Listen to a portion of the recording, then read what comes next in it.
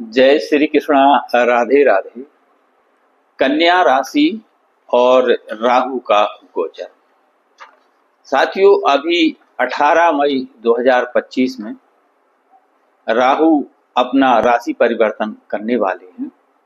तो यह मीन राशि से निकल करके और कुंभ राशि में प्रवेश करेंगे। तो यह जो स्थिति है, कन्या राशि से राहु छठ में रहेंगे। तो कन्या राशि के जीवन में इस राहु के परिवर्तन से क्या शुभ अशुभ परिणाम निकलते हैं, क्या प्रभाव पड़ता है, आज हम इस बात पर चर्चा करेंगे।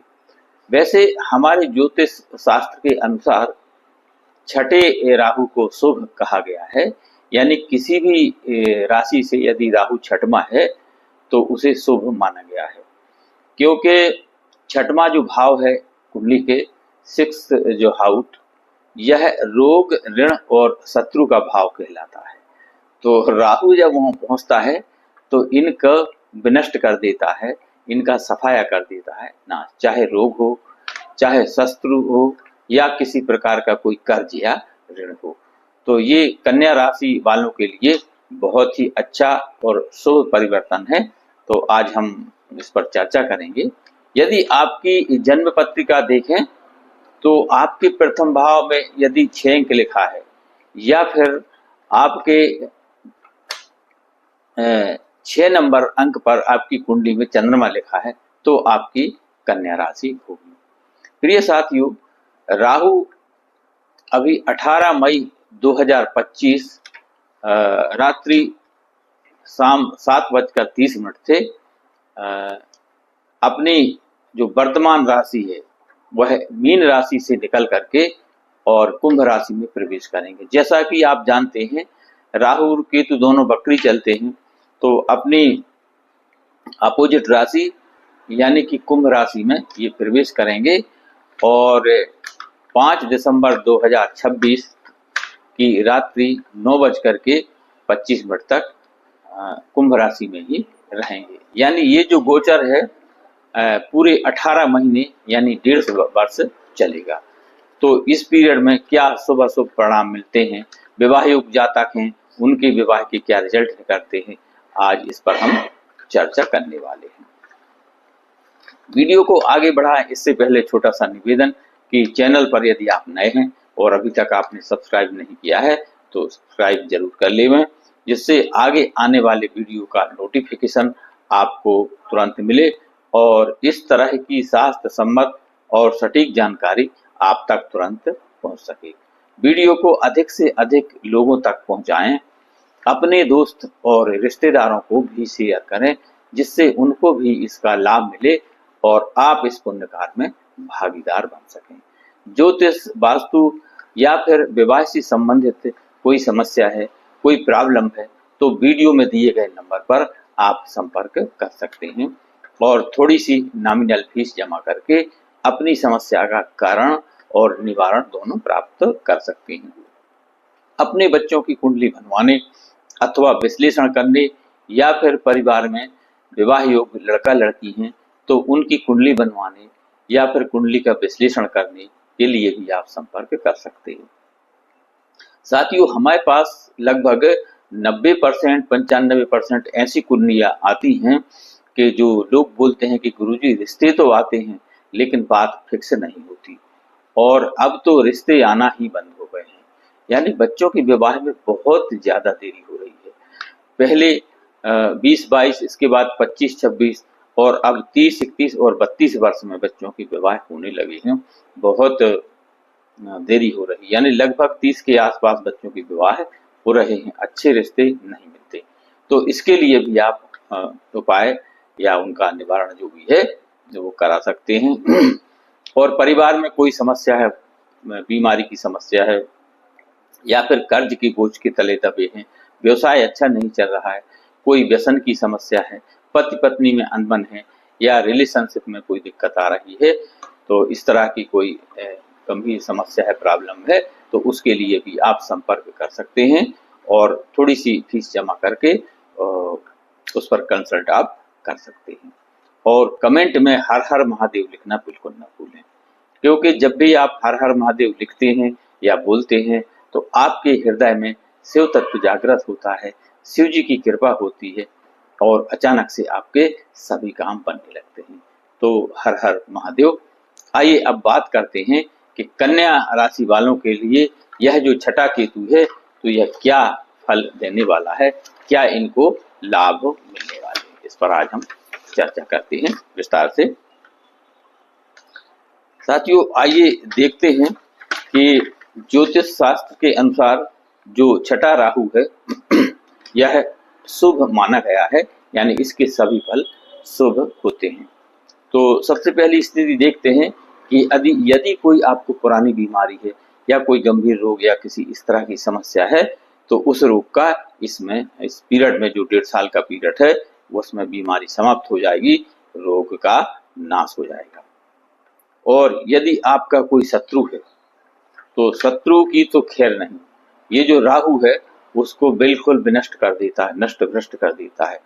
तो जो कन्या राशि वाले हैं यदि किसी से वाद विवाद है या कोई शत्रु उनको परेशान कर रहा है या कोई ऐसा मामला फंसा के रखा है तो इनके शत्रुओं का इस पीरियड में बिल्कुल समापन हो जाएगा, बिल्कुल निवारण हो जाएगा, विनष्ट हो जाएंगे शत्रु।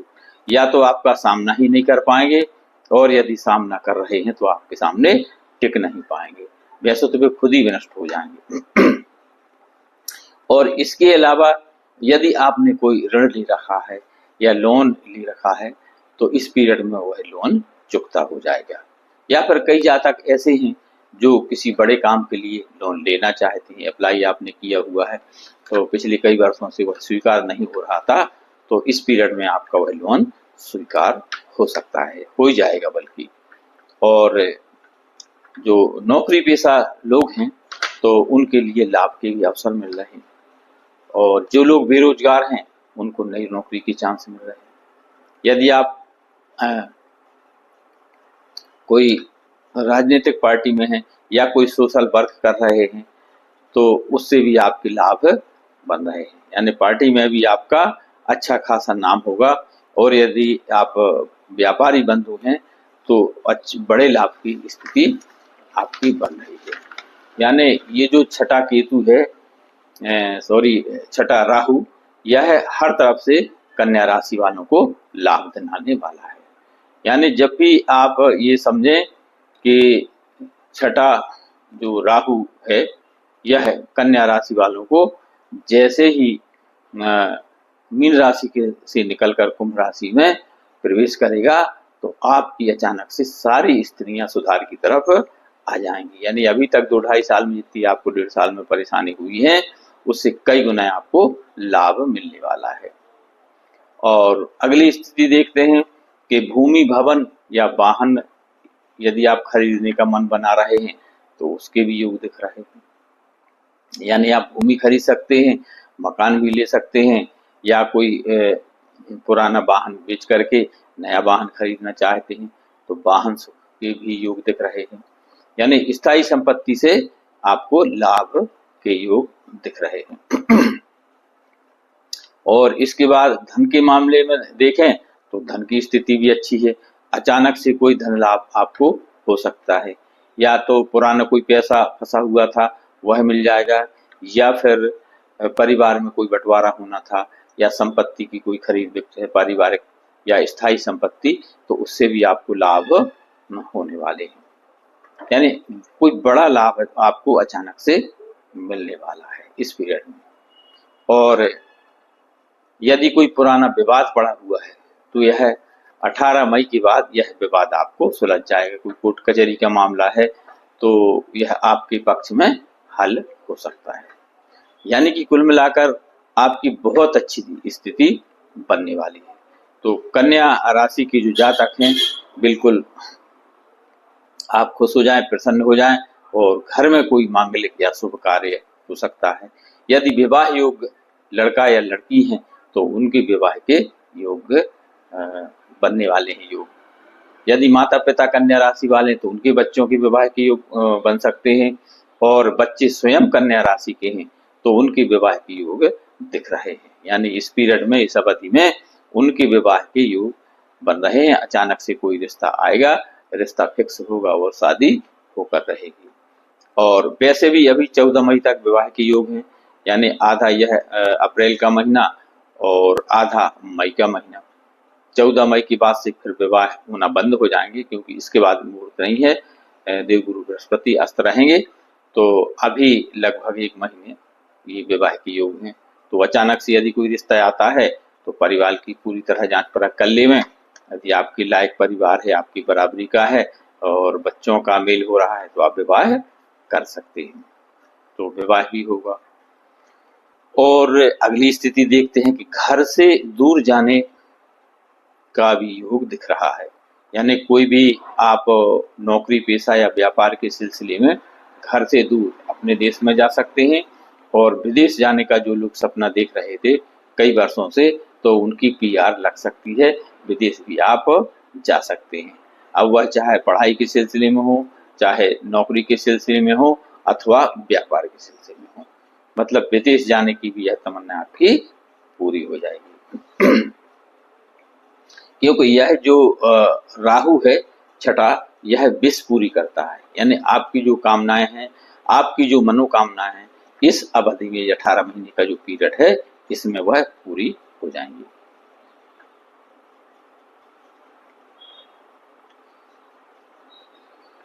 और यदि कोई व्यसन वगैरह है, यानी परिवार में कोई नशा वगैरह करता है या कोई व्यसन पाल रखा है, तो उसे भी आप छोड़ सकते हैं इस पीरियड में।